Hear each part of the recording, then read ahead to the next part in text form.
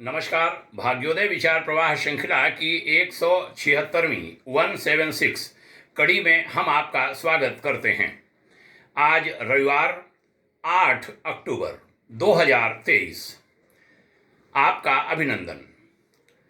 बीते सोमवार को जिनका जन्मदिन था, श्री लाल बहादुर शास्त्री, द्वितीय प्रधानमंत्री भारत सरकार, जिनके लिए कहा जाता है न भूतो न भविष्यति, उस पर आज हम भाग्योदय चर्चा कर रहे हैं। एक अनूठे व्यक्ति, स्वाभिमानी महापुरुष, स्वाभिमानी लेकिन परम विनम्र राजनेता। बेहद गरीब घर से निकले थे शास्त्री जी। देश को अनेक राहें दिखा गए। वह कहते थे, गरीबी कोई गहना नहीं जिसका प्रदर्शन किया जाए। कभी उनके शिक्षक ने विद्यालय में यह मंत्र दिया था। श्री जवाहरलाल नेहरू की मृत्यु 27 मई 1964 को हुई। उसके बाद 2 जून को उन्हें संसदीय दल का नेता चुना गया था। ऐसा प्राइम मिनिस्टर जिनके परिवार के पास भारत का गृह मंत्री होने के बावजूद घर नहीं था। प्रधानमंत्री रहने के बाद लोन से ली गई कार का लोन अदा करने के लिए 5,000 रुपये जिनके परिवार में नहीं थे, ऐसे प्रधानमंत्री, 5 फुट 2 इंच का छोटा सा कद और छोटे से कद के आदमी ने इतनी बड़ी लकीर भारतवर्ष में खींच दी जिसे आज तक कोई मिटा नहीं पाया। ऐसे महापुरुष को भाग्योदय परिवार का शत शत नमन। उन्होंने जनता से जो कहा वो पहले परिवार में लागू किया। एक दिन उपवास वाली बात जो सुनते हैं सप्ताह में, अमेरिकी राष्ट्रपति ने धमकी दी थी, लाल गेहूं नहीं देंगे। उन्होंने जब एक दिन के उपवास की बात देश की जनता से की, उसके पहले अपने परिवार में पत्नी ललिता शास्त्री से कहा कि कल मैं जनता से कहने जा रहा हूं, सप्ताह में एक दिन उपवास करने के लिए, यह देखो कि क्या हमारे बच्चे आज शाम का भोजन किए बिना रह सकते हैं। और जब वह प्रयोग उन्होंने कर लिया अपने घर में, तब उन्होंने अगले दिन देश की जनता से कहा। सादा जीवन उच्च विचार की जो उक्ति है ना भारत में, उसके प्रणेता कहे गए श्री लाल बहादुर शास्त्री। मैंने वो नदी देखी है, बनारस का वो घर देखा है, अब तो वहाँ पुल बन गया है जहाँ से वो एक हाथ में, बाएं हाथ में किताबें और अपने कपड़े और इधर अंडरवियर पहने हुए एक हाथ से जाते थे नदी को पार करके, तैर करके। ऐसे प्रधानमंत्री, शीलम परमम भूषणम सूत्र लिया है जिस भारत की प्रशासनिक अकादमी ने, जहां सिविल सर्वेंट तैयार होते हैं, यानी IAS ऑफिसर्स तैयार होते हैं, उन्हीं के नाम पर है लाल बहादुर शास्त्री प्रशासनिक अकादमी। वहाँ का सूत्र वाक्य है शीलम परमम भूषणम। वह वास्तव में श्री लाल बहादुर शास्त्री पर खरा उतरता है, लागू होता है। 3 बार जो मंत्री रह चुका, भारत का प्रधानमंत्री रह चुका, उनका बेटा कॉलेज में प्रवेश के लिए लाइन में लगता है बिना कोई परिचय दिए कि मैं किसका बेटा हूं। लखनऊ में वो बड़े पद पर थे। डिप्टी SP का बेटा जीप से जा रहा है स्कूल और मंत्री जी का बेटा रिक्शे से जा रहा है। ऐसी घटनाएं नमन बरबस करा देती हैं शास्त्री जी को। भारत का यह लाल वास्तव में बहादुर था। 1965 में जब पाकिस्तान से युद्ध हुआ तो पाक के राष्ट्रपति अयूब खान ने कहा था कि हम कुछ टैंकों के साथ टहलते हुए दिल्ली पहुंच जाएंगे, क्योंकि एक कमजोर प्रधानमंत्री दिल्ली में बैठा है। शास्त्री को बहुत हल्का समझा था उसने। लेकिन वही शास्त्री लाहौर तक सेनाएं पहुंच गई थीं। उन्होंने रामलीला मैदान दिल्ली में युद्ध जीतने के 3 दिन बाद मैदान में कहा था लाखों की जनता के सामने कि हम भी थोड़ा टहलते हुए लाहौर पहुंच गए, इसमें बुरी बात क्या है, क्यों कष्ट दिया जाए अयूब खान को दिल्ली आने के लिए। ऐसे बहादुर प्रधानमंत्री, बड़े निष्प्रिय थे, बड़े विनम्र थे वह। रूस के राष्ट्रपति ने ताशकंद में जब पहुंचे, शास्त्री जी खादी का कोट पहने थे, वहां जाड़ा बहुत पड़ता है। रूसी राष्ट्रपति को लगा ठंड इन्हें बहुत लगेगी, ओवर कोट दिया। अगले दिन देखा वो वही कोट पहने हैं भारत की खादी का। उन्होंने संकोच करते हुए पूछ लिया क्या ओवरकोट अच्छा नहीं लगा।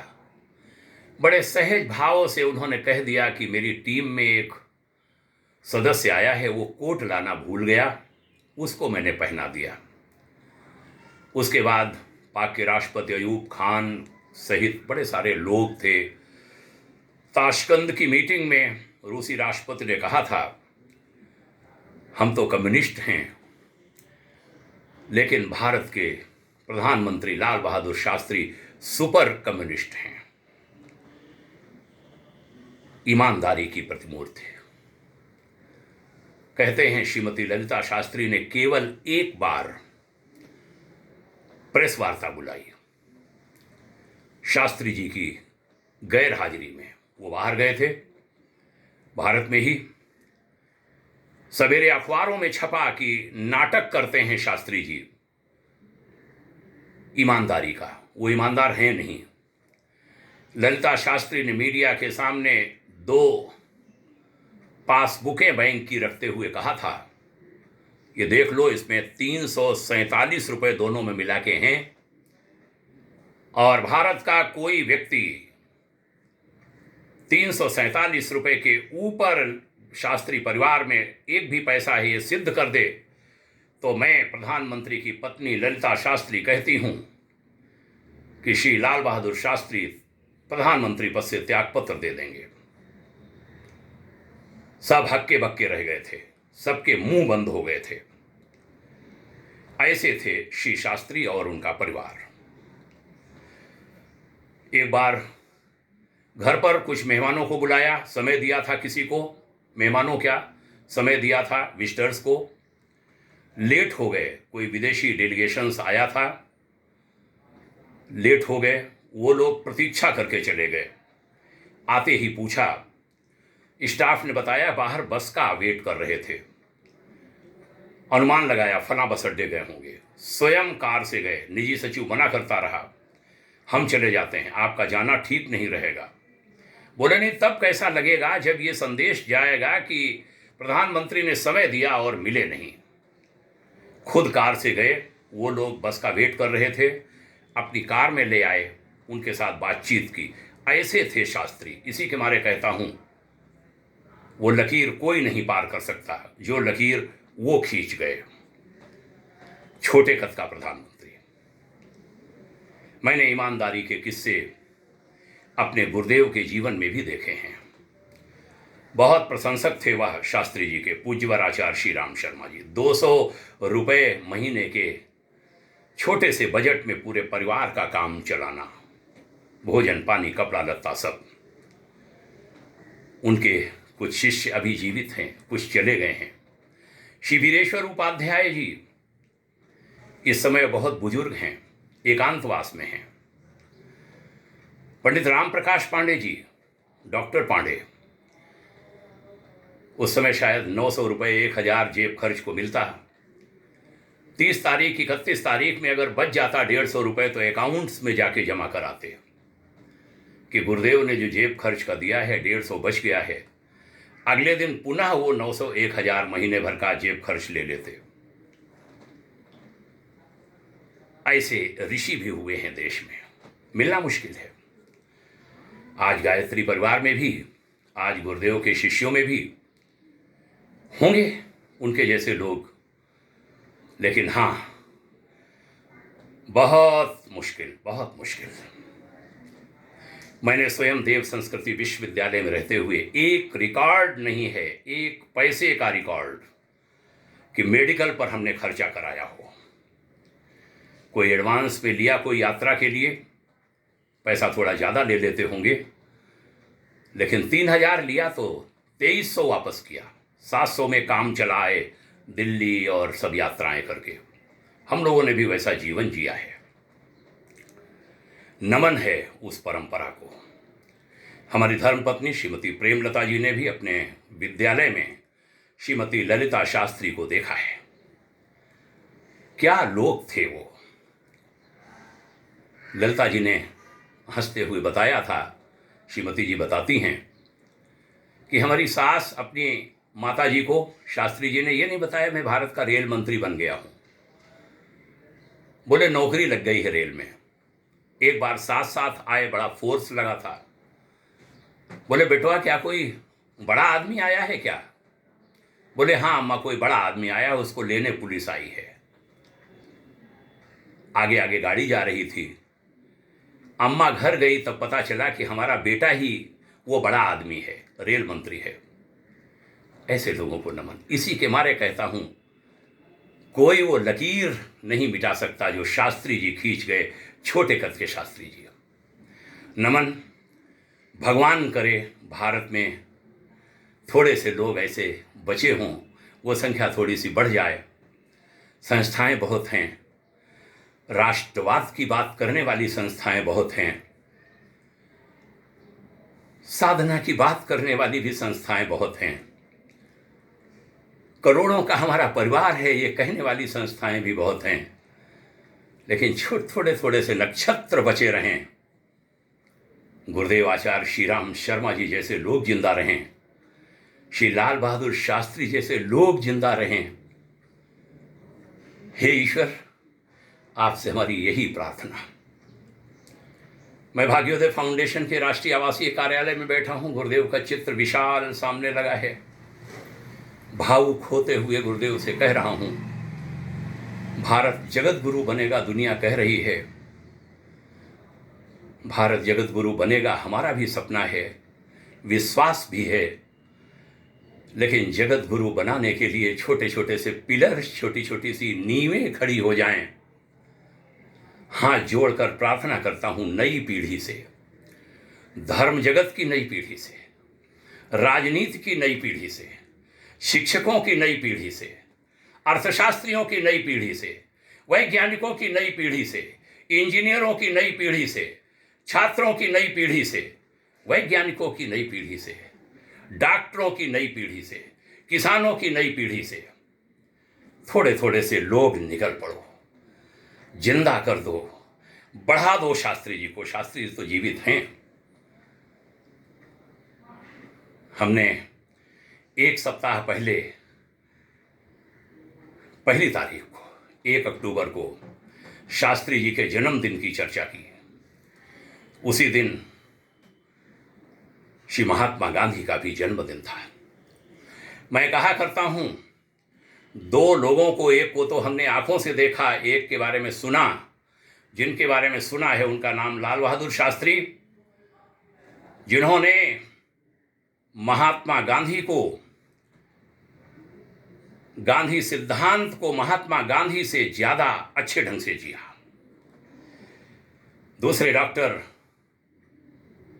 के.एन. सुब्बाराव, यदि मैं सही नाम ले रहा हूं,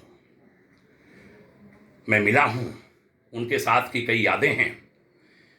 उनके बारे में मैंने टिप्पणी की थी, गांधी को गांधी से ज्यादा अच्छे ढंग से जीने वाला गांधीवादी। ऐसे थोड़े से गांधीवादी खड़े हो जाएं, गांधी की बात अक्सर कहने वाले इस देश में।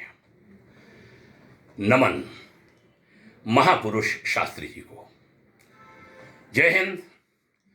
प्रार्थना करता हूं यह वार्ताएं पहुंचाइए लोगों में। कभी मैं देखता हूं छोटी छोटी सी संख्या होती है हमारे व्यूअर्स की। एक दिन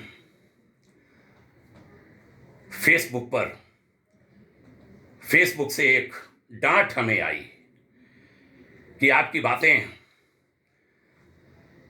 उनकी गाइडलाइंस से कुछ बाहर होती हैं। नंगे नंगे चित्र फेसबुक पर देखता हूं, वो गाइडलाइन के बाहर नहीं दिखती। न जाने देश के लिए कैसी धमकियां होती हैं, सनातन के लिए धमकियां होती हैं, वो गाइडलाइंस के खिलाफ नहीं होती। मैंने बहुत चिंतन किया, गाइडलाइंस के खिलाफ क्या है हमारा, पता नहीं क्या गाइडलाइंस के खिलाफ होता है। बोलता रहूंगा। हमारा कुछ भी गाइडलाइंस के खिलाफ नहीं है। गाइडलाइंस हमारा सिद्धांत है, हमारी अंतः प्रेरणा, हमारा अंतःकरण वो कहता है कुछ भी गाइडलाइंस के खिलाफ नहीं है। उसमें धमकी थी कि आप जैसे लोगों की कॉल, आपकी पोस्ट बहुत कम लोगों में दिखाई जाती हैं। ऐसे उसमें विकल्प होते होंगे कि 20% लोग देख सकें, 40 देख सकें, 50 देख सकें, सभी न देख सकें, कोई बात नहीं, कोई देखे या न देखे, हम देख रहे हैं, हमारा ईश्वर देख रहा है, हम देख रहे हैं, हमारा देश देख रहा है। हाँ, ये जरूर कहूँगा, मैं भाग्योदय फाउंडेशन के कार्यकर्ताओं से भी कहूँगा कि आप अगर देखते हो तो आप सुनते हो कि नहीं, ये जरूर देखिएगा। मैं अपने परिवार के सदस्यों से भी कहता हूँ, आप अगर ये पोस्ट पर निगाह पड़ती है, आप सुनते हो कि नहीं सुनते हो, आप स्वयं ये देखिएगा। हमारे गांव भर के लोग, हमसे प्रेम करने वाले लोग, हमें कोई संख्या की जरूरत नहीं है, 0 रह जाए तब भी चलेगा। मैं चिल्लाता रहूंगा, बोलता रहूंगा, तब तक बोलूंगा जब तक इस शरीर में प्राण है, जब तक वाणी है मेरी, मैं बोलूंगा। अभी मथुरा की एक बहन एक दिन कुछ कहने लगी, भावुक हो गई। मैंने उनको लिखा था, मैं जब तक मेरी आवाज है, जब तक मैं थोड़ा बहुत भी बोल सकूंगा, तब तक मैं बोलूंगा। जिस दिन ना आए देर शाम तक, ये सारा सब समझ लेना राम महेश जी चले गए। मृत्यु से भी डरता नहीं हूं, रोज सवेरे जन्म लेता हूं, रोज रात को मरता हूं। वो साधना गुरुदेव जो बता गए वो करता हूं, कोई डर नहीं। ये वाणी रहेगी, फेसबुक वाले लेंगे, यूट्यूब वाले लेंगे, नहीं लेंगे तब भी छत पर बैठकर बोलूंगा। ये आकाश लेगा, आकाश ले लेगा उन शब्दों को। ये चिल्ला चिल्ला के हम कभी नहीं होंगे, ये उल्कापात की तरह लोगों के सिर पर विचार गिरेंगे और लोगों का जीवन बदलेंगे। भावुक हो गया हूं शायद, नहीं, भावुक नहीं हूं। मैं पूरे होश में, पूरे उत्साह उल्लास में बोल रहा हूं। वीडियो लंबा हो गया है, जिनको तकलीफ हुई हो उनसे क्षमा चाहता हूं। जिन्होंने पूरा सुना उनको बहुत धन्यवाद, प्रणाम। अच्छा लगे अन्य लोगों को भी बताइएगा, मन न करे बिल्कुल मत बताइएगा। पुनः प्रणाम करता हूं। जय हिंद। वह जय हिंद जो कभी आनंद धाम में हमने ऋषि कुमारों, मुनि कुमारों से कहा था, मैं जय हिंद कहा करूंगा हर वार्ता के अंत में। वो जय हिंद मैं रविवार वाली वार्ता के अंत में अवश्य कहता हूं। तो पुनः जय हिंद, प्रणाम, शुभकामना, ओम शांति।